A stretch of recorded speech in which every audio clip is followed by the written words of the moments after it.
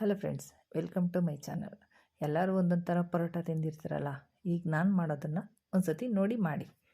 ನಾನಲ್ಲೊಂದು ಗೆಡ್ಡೆ ಈರುಳ್ಳಿ ತಗೊಂಡಿದ್ದೀನಿ, ಖಾರಕ್ಕೆ 4 ಹಸಿಮೆಣಸಿನ್ಕಾಯಿ, 1 ಸ್ಪೂನ್ ಜೀರಿಗೆ, ಸ್ವಲ್ಪ ಕೊತ್ತಂಬರಿ ಮತ್ತು ಮೂಲಂಗಿ ತುರಿದಿಟ್ಟಿದ್ದೀನಿ. ಈಗ ಒಂದು ಬಾಣಲೆಯಲ್ಲಿ ಎಣ್ಣೆ ಹಾಕಿ, ಎಣ್ಣೆ ಕಾದ್ಮೇಲೆ ಈರುಳ್ಳಿ, ಜೀರಿಗೆ, ಹಸಿಮೆಣಸಿನ್ಕಾಯಿ ಹಾಕಿ ಒಂದು 10 ನಿಮಿಷ ಕೆಂಪಗಾಗೋವರೆಗೂ ಫ್ರೈ ಮಾಡಬೇಕು. ಆಮೇಲೆ ನಾವು ತುರಿದಿಟ್ಟಿರೋ ಮೂಲಂಗಿ ಹಾಕಿ ಒಂದು 10 ನಿಮಿಷ ಫ್ರೈ ಮಾಡಿದಾಗ 1 ಸ್ಪೂನ್ ಚಾಟ್ ಮಸಾಲ ಮತ್ತು ರುಚಿಗೆ ತಕ್ಕಷ್ಟು ಉಪ್ಪು ಮತ್ತು ಕಟ್ ಮಾಡಿರೋ ಕೊತ್ತಂಬರಿ ಸೊಪ್ಪು ಹಾಕಿ ಒಂದು 10 ನಿಮಿಷ ಬಾಡಿಸ್ಬೇಕು. ಮೂಲಂಗಿ ವಾಸನೆ ಎಲ್ಲ ಹೋಗುತ್ತೆ. ಯಾವುದ್ಯಾವುದೋ ಥರ ತಿಂದಿರ್ತೀರ, ಇದನ್ನು ಒಂದು ಸತಿ ನೀವು ಟ್ರೈ ಮಾಡಿ.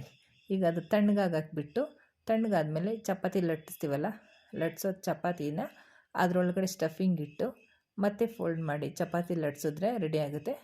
ಸ್ಟವ್ ಮೇಲೆ ಹಂಚಿಟ್ಟು ಕಾಯೋಕ್ಕೆ ಕಾದ್ಮೇಲೆ ಲಟ್ಸಿರೋ ಚಪಾತಿನ ಹಾಕಿ ಎರಡೂ ಕಡೆ ಎಣ್ಣೆ ಇಲ್ಲ ತುಪ್ಪ ಹಾಕಿ ಫ್ರೈ ಮಾಡಿದ್ರೆ ರೆಡಿ ಆಗುತ್ತೆ ಮೂಲಂಗಿ ಪರೋಟ.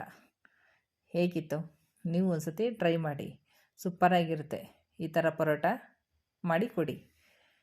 ಈ ವಿಡಿಯೋ ಇಷ್ಟ ಆದರೆ ಲೈಕ್ ಮಾಡಿ, ಹೊಸಬರು ನೋಡ್ತಾಯಿದ್ರೆ ನನ್ನ ಚಾನಲ್ ಸಬ್ಸ್ಕ್ರೈಬ್ ಮಾಡಿ. Thanks for watching.